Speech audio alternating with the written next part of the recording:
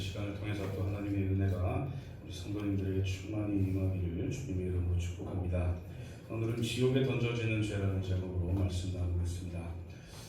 마태복음 5장 중후반절 보면 우리가 마태복음 5장부터 7장까지를 산상수훈이라고 이야기했죠. 복습하는 거예요.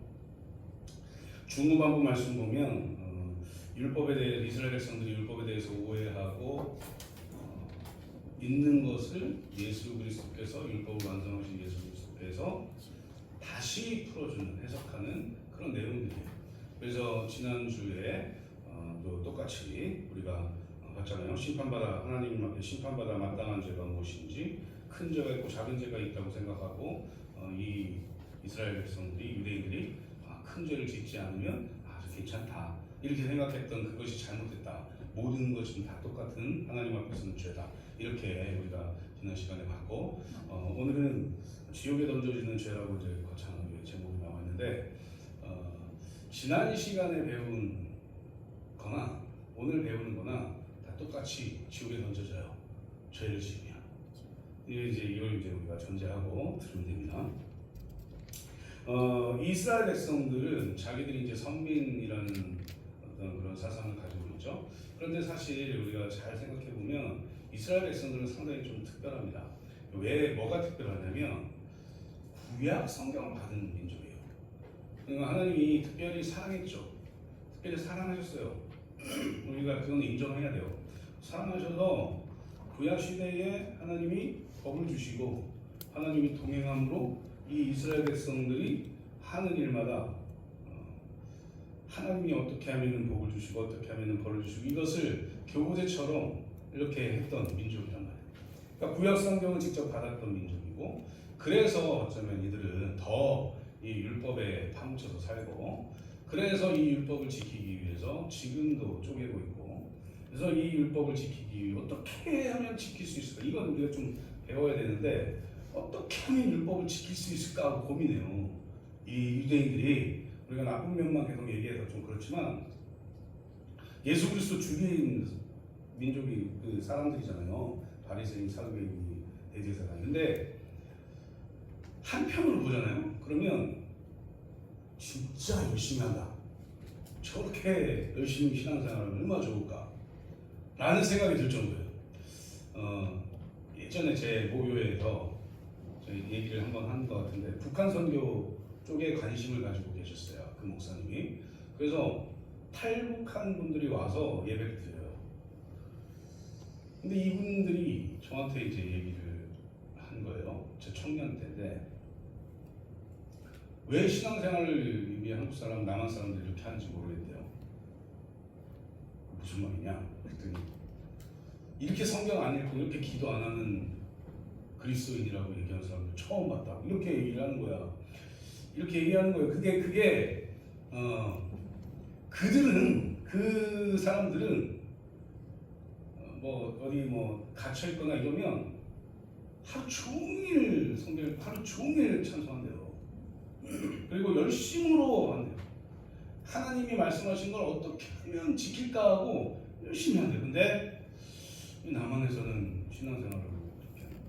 이 유대인들도 마찬가지로 정말 열심히 살아요. 어떻게 하면 내가 하나님 말씀 율법 지켜볼까 하고 열심히 살아요. 제가 이제 율법을 쪼개는 거에 대해서 좀 나쁘게 표현할 때도 있지만 율법을 쪼개는 이유도 거기에 있습니다. 내가 어떻게 하면 율법을 잘 지켜볼까? 이거라도 한번 지켜볼까? 하는 마음으로 쪼개는 거예요, 이들이. 그래서 요거는 이제 지킬 수 있으니까 요걸 지키면 요것도 이제 지켜볼까 해가지고 쪼갠 게 이제 360 개가 된 거죠. 어떻게 보면 미련하고 어떻게 보면 정말 열심히 지킨다. 그래서 유대인인가 이런 생각도 들 정도로. 어쨌든 그래요. 그런데 이 유대인들이 문제가 있는 게 뭐냐면 다 인간적으로 풀어요. 이게 좀 문제인데 하나님이 주신 율법을 조금 지켜보고 어느 정도 지키면 요만큼 안 지키는 거 요거는 괜찮겠지 하고 생각한단 말이에요. 그러니까 인간 스스로 이 율법 지키는 것에 대해서 평가를 해요. 이게 이제 잘못됐다. 예수님은 그런 그들의 마음을 아는 거죠. 지난 시간에 배운 것처럼 큰 죄 있고 작은 죄 있어요. 작은 죄는 그냥 져도 돼. 왜? 상대적으로 큰 죄 내가 안 지니까. 이런 마음인 거예요.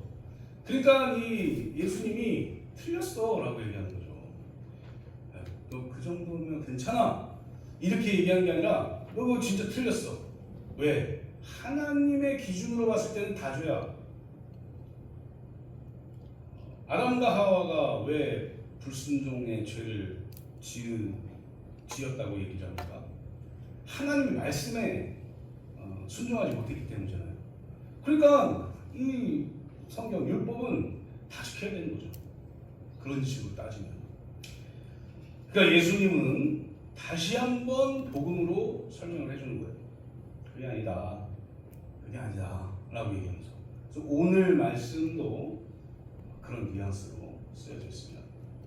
사랑하는 성도님들, 오늘은 지옥에 던져지는 죄에 대해서 살펴보려고 해요.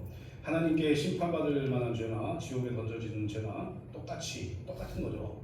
이제 제목만 이렇게 바꾼 건데, 하나님께서 말씀하시는 죄의 기준이 얼마나 이게 엄격하고 또 어떻게 되어 있고 또 이 죄로 인해서 얼마나 엄중한 심판이 우리에게 다가오고 그리고 그것을 어떻게 하면 해결할 수 있는가에 대해서 오늘 말씀에서 이야기를 하고 있어요. 하나씩 살펴보면서 인간의 어떤 기준으로 사는 게 아니라 하나님의 기준으로 살아가시는 저 성도님들 되시기를 주님의 이름으로 축복합니다. 그렇다면 하나님의 기준에서의 죄와 죄로 인한 심판의 엄중함, 이것은 무엇인지 한번 살펴볼게요. 하나님의 기준에서 죄가 무엇인지 한번 살펴볼게요. 본문 27절 말씀 보면 또 간음하지 말라 하였다는 것을 너희가 들었으나 라고 말씀하고 계세요. 십계명에 나와있죠. 간음하지 말라고 하잖아요. 그래서 뭐가 되면 혀가 길어져가지고 간음이라는 뭐냐면 배우자 이외의 사람들과 관계를 맺는 것, 이걸 말하죠. 그래서 율법은 간음죄에 대해서 굉장히 나쁜 것이다, 나쁜 죄다 이렇게 얘기하고 가늠한 자는 모두 다 죽이라고 얘기해요. 우리 레위기나 뭐 이런 데 보면은 간음죄에 대해서 정확하게 자세히 나옵니다. 그래서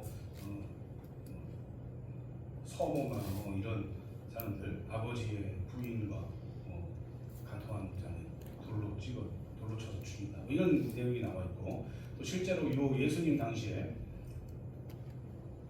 가늠한 여인이 왔을 때 사람들이 다 돌로 치려고 그러잖아요. 예수님한테 돌로 쳐도 돼요? 묻지 않고 이 여자 누군지도 모르고 그냥 돌로 치려고 하잖아요. 가늠했다고 하는 거, 그것 때문에. 그때 예수님이 땅바닥에다 이렇게 글을 쓰고 다 가잖아요. 근데 이제 간음죄는 죽음과 직결된 죄예요. 그러니까 간음을 저질러서 발견됐다, 죽는 거예요. 이렇게 이제 우리가 이제 생각하고, 그러니까 큰 범죄죠, 큰 범죄.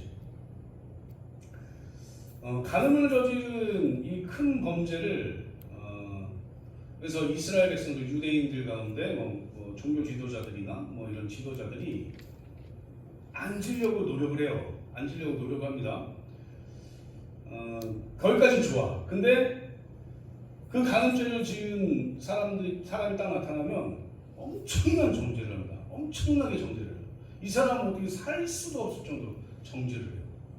그러면서 나는 간음하지도 않고 깨끗하게 사니까 나는 정말 대단한 사람이야 라고 그렇게 살아. 유대인들이, 율법주의자들이죠. 나는 깨끗해, 나는 하나님 앞에서 떳떳해, 그러면서 돌로 치려고 하는 그런 것이죠. 그런데 예수님께서는 이 율법을 다시 해석하십니다. 다시 해석하시는데, 왜냐하면 지금 유대인들은 자기의 기준에서 난 깨끗해 이렇게 얘기하거든요. 자기 기준에서 난 깨끗해, 난 간음 안 했으니까 난 깨끗해, 나는 괜찮아, 깨끗해, 이렇게 하면서 돌을 막 치는 거예요. 자기 기준에서 판단했어요. 그런데 예수님께서 28절에 뭐라고 하냐면, 나는 너희에게 이르노니 음욕을 품고 여자를 보는 자마다 마음에 이미 간음하였느니라, 이렇게 얘기해요. 그러니까 이 사람들 중에 자유로울 사람이 없는 거예요. 이건 이제 잘 이해하시고 자유로운 자가 없는 거예요. 누구든지 다. 남자만 얘기했지만 여자들도 마찬가지였죠. 예수님께서 이렇게 말씀하시는 거예요.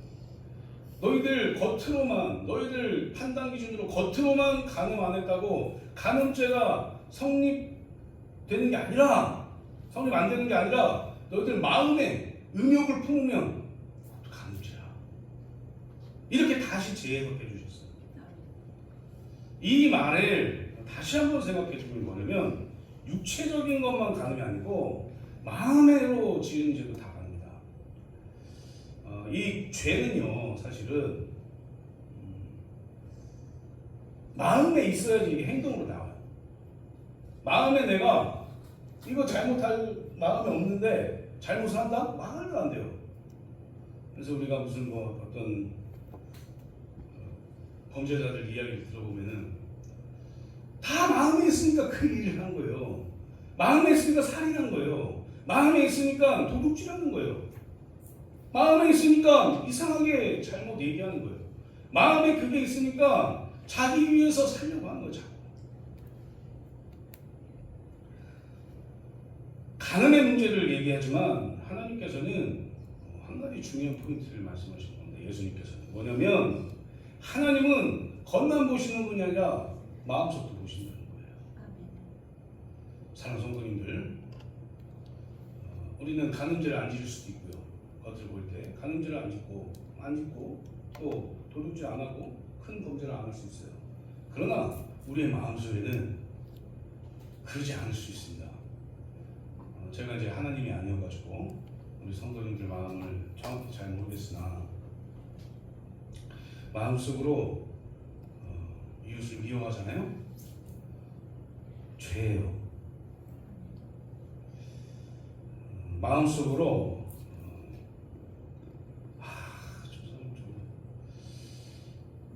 지난주에 무슨 라가라 그러면은 라가 바보라 그러는 그 죄라고 했잖아요. 지옥에 심판받는다 했잖아요. 저 바보 저거 어떻게 저렇게 살지? 어떻게 저렇게 하지? 라고 하면 그건 뭐다? 죄다. 그러니까 얼마나 이 삶이, 세상 사람들은 뭐 그런 거 신경 안 쓰겠죠. 당연히 신경 안 쓰겠죠. 그러니까 그렇게 변명하는 거예요. 나는 모르는데 어떻게 그렇게 됐어요. 나는 모르는데 안 하려고 했는데 내가 훔치게 됐네요. 말이 됩니까? 마음을 잘 다스려야 된다는 거예요. 그래서 주님께서 이 하나님의 죄의 기준은 뭐냐? 마음이 있다는, 마음에. 아멘. 이 드러나는 건요, 이 결과예요. 결과. 드러나는 건 간음을 저지른 거 결과죠. 그 마음 속에 이미 간음하겠다고 마음이 있기 때문에 간음한 거잖아요. 그러니까 마음 속에 간음하겠다고 문력을 품으면 죄예요. 이미. 그러니까 하나님 앞에서는 인간은 한 사람도 의로운 사람이 없다는 얘기입니다. 마음속으로 거짓말할 수도 있고요. 마음속으로 살인할 수도 있어요. 마음속으로 미워할 수도 있어요. 마음속으로 간음할 수도 있어요. 마음속으로 내 남편보다 저 남편이 멋있냐, 죄죠.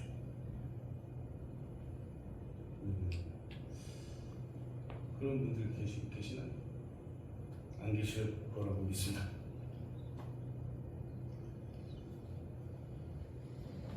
우리는 그리스도인들은요, 인간의 기준으로 죄를 평가해서 살면 안 돼요. 더 고차원적으로 살아야 돼요. 하나님의 기준으로, 평가의 기준으로 살아야 된다. 하나님이 이게 죄다라고 얘기하면 죄구나. 세상 사람들이 그 정도는 괜찮아, 그 정도는 죄 아니야 라고 얘기해도 우리는 회개해야 돼요. 하나님 앞에서. 왜요? 하나님의 기준으로는 죄이기 때문에. 사랑하는 성도님들, 스스로 의롭다고 여길 수 있는 사람은 이 세상에 한 명도 없습니다. 만약에 그리스도인들 중에서 자기는 스스로 의롭다, 자기는 괜찮다라고 생각하는 사람들은 100% 교만해요. 겸손한 사람들은 자기가 죄인이라는 것을 너무 잘 알아요. 그래서 자기가 조그만한 죄를 져도 금방 회개합니다. 그런데 회개하지 않는 사람들은 교만해요. 그래서 아니 뭐 그거 하면 어때? 그 정도 치면 어때죠? 자기 스스로 막 그렇게 최면을 걸어요. 그리스도인들. 그건 하나님의 기준에서 올바른 게 아니다 라는 사실을 기억하십시오. 우리는 모두 다 죄인이다. 하나님의 기준으로. 왜? 모두 다 하나님의 말씀에 불순종할 때가 있습니까? 그러니 오늘부터 우리가 하나님 앞에서 죄인이라는 것을 고백하고 겸손하게 하나님의 뜻을 이루면서 살아가시는 저 성도님 되시기를 주님의 이름으로 축복합니다. 두 번째는 죄가 가져오는 심판의 엄중함이 무엇인가 라는 건데 29절 30절을 살펴보면 만일 내 오른눈이 너를 실족하게 하거든 떼어내버리라. 내 백체 중 하나가 없어지고 온몸이 지옥에 던져지지 않는 것이 유익하며 또한 만일 내 오른손이 너를 실족하게 하거든 찍어내버리라. 내 백체 중 하나가 없어지고 온몸이 지옥에 던져지지 않는 것이 유익하니라 라고 말씀하세요. 사실 이게 이제 비유적인 얘기잖아요. 그러니까 이 손이 죄를 짓는 거는 손이 만약에 뭘 훔치는 거는 어디서부터 명령이 하달되는 거예요? 마음에서부터 해가지고 하달되잖아요. 그래서 딱 손이 훔치는 거잖아요. 그죠?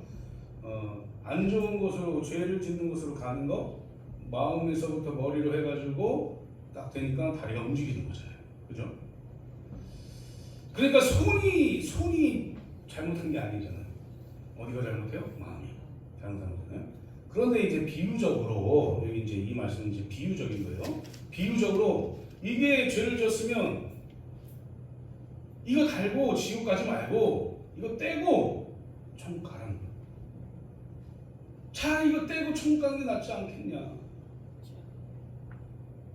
만약에 이 다리가 죄를 지면 다리 떼고 천국 가는 게 낫지 않겠냐 라고 말하고 있는 겁니다. 왜 그럴까요?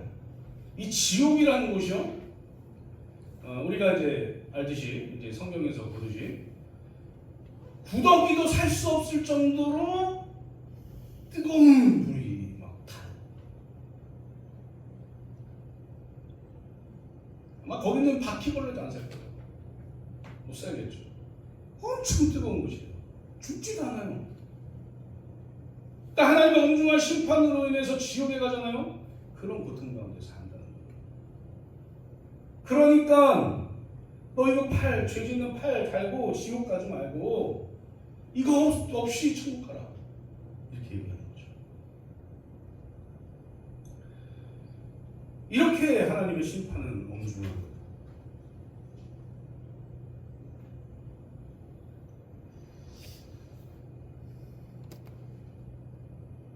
하나님의 심판을 받아가지고 지옥에 갈 자가 누구인가? 지옥에, 오늘 설교 제목 말씀처럼 지옥에 던져지는 죄는 모든 죄입니다. 모든 죄. 오늘은 뭐 간음에 대해서 얘기하지만 모든 죄. 그러니까 우리는 어떤 존재냐면 지옥으로 가는 존재예요. 지옥으로 가는 존재. 그래서 만약에 죄를 딱 지으려고 눈이 죄를 짓는 그곳에 가면 눈 빼고, 혀가 죄를 지으면 혀 빼고, 그렇게 해서라도 천국에 가라는 거예요.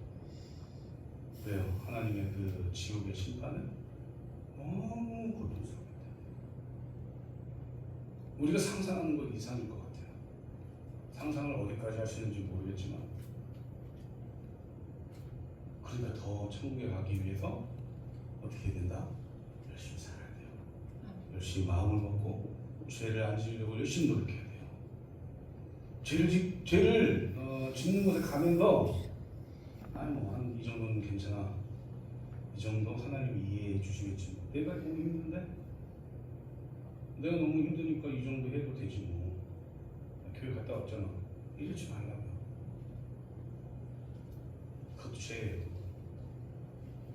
자기 스스로 자기를 위안하는 거 이것도 안 돼요. 노력하는 게 아니라고요. 사랑하는 성도님들, 하나님이 주시는 심판이 엄중하니까 죄 가운데 빠지지 말고 죄에서 멀어지는 그런 삶을 살기 위해서 최선을 다해서 노력하십시오. 그렇게 하면 하나님께서 둘째 사망에 이르지 않고 영생을 얻게 하는 놀라운 은혜 가운데 살 수 있게 해주신다 하는 사실을 믿고 날마다 하나님과 동행하는 우리가 되기를 주님의 이름으로 축복합니다. 이제 말씀 뵙도록 하겠습니다. 우리 사랑하는 성도님들, 31절 말씀 보면 또 일렀을 때 누구든지 아내를 버리려거든 이혼 증서를 줄 것이라 하였으나 이렇게 되어 있죠. 이혼에 대한 가르침이 기록되어 있는데 이혼에 대한 가르침 뭐 이런 것보다도 이 당시의 율법에서는 이혼을 하게 되면 남편이 아내에게 이혼 증서를 써주라고 말해요. 근데 이 이혼 증서라는 게 서로 마음이 맞지 않아서 이혼하게 되면 이 사람이 간음을 저지르는 그리고 큰 잘못을 해서 이혼하는 것이 아니라는 사실을 알려주는 증명서였어요. 그러니까 다시 얘기하면 이 이혼 증서를 써주는 거는 이 사람은 간음해서 한 게 아니고 이혼한 게 아니고 정당하게 이혼한 사람입니다 라고 밝혀주는 거예요. 근데 이혼 증서를 안 써주고 이렇게 하잖아요. 그러면 저 사람은 간음했나? 저 사람은 했나? 이렇게 평가한다는 거예요, 사람들이.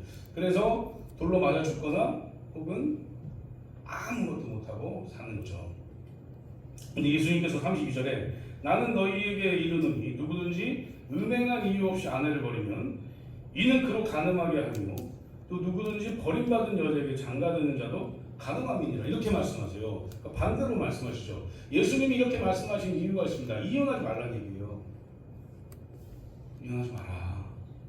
잘 사랑하고 살아라 라고 얘기하는 거예요. 예수님이. 그리스도인들은 그렇게 살아야 된다 라고 말씀하고 계시는 거죠. 왜요? 그 사람에게 손해를 끼치거든요. 죽을 수도 있어요. 그 사람이. 이걸 뭐라고 얘기하냐면 긍휼 혹은 사랑이라고 얘기하죠. 부부가 되면 끊임없이 사랑하면서 살아야 된다. 어쩔 때는 긍휼히 여기면서 살아야 된다. 불쌍할 수도 있거든요. 저 사람이 상대가. 그러면 그 긍휼의 마음을 가지고 어떻게 해줘요? 더 사랑해줘라. 누구처럼요? 예수님처럼. 이게 엄중한 하나님의 심판 가운데에서 승리할 수 있는 비결이에요. 예수님은 우리를 위해서 이 땅에 오셨죠. 그리고 우리를 너무 사랑하세요. 그래서 우리를 위해서 죽으셨어. 하나님은 우리를 너무 사랑하셔가지고 자기의 독생자를 우리를 위해서 죽이셨어요. 이미 끝난 거예요. 그래서 죽으시고 부활하신 그 예수 그리스도 믿으면 구원을 받아요. 우리가 어떤 죄 가운데 있던 간에. 이렇게 얘기하면 또 이제 또 반발하시는 분들이 생기니까 더 설명하면 예수 그리스도를 믿은 그 시점까지 우리가 지은 죄는 다 용서를 받습니다. 그리고 그 다음에 우리가 지은 죄들은 우리가 회개를 통해서 용서를 받아야 되는데 잘 들어보세요. 우리가 지은 죄보다 우리는 회개를 덜 해요. 자 보세요. 생각해 보세요. 우리가 죄를 10개 졌어요. 그럼 몇 번 회개해요? 한 번 정도? 안 할 때도 있고. 제가 말씀드리잖아요. 그죠? 주무실 때 회개하라. 말씀드리잖아요. 잊어먹거든요. 우리 죄. 내가 지은 죄를 하루만 지나면 잊어버려요. 놀라운 사람들이죠. 하루만 딱 지나면 내가 무슨 일을 했는지도 잊어버려요. 무슨 죄 졌는지 잊어버려요. 그러니까 제가 말씀드리잖아요. 그날 저녁에 회개하라. 그리고 회개해서 해결하라. 내 말씀드리잖아요. 필요합니다. 필요해요. 저도 놓칠 때도 있죠. 근데 하려고 노력하는 거죠. 그래서 우리가 그러면 남은 죄는 어떻게 하냐? 남은 죄 어떻게 할 거예요?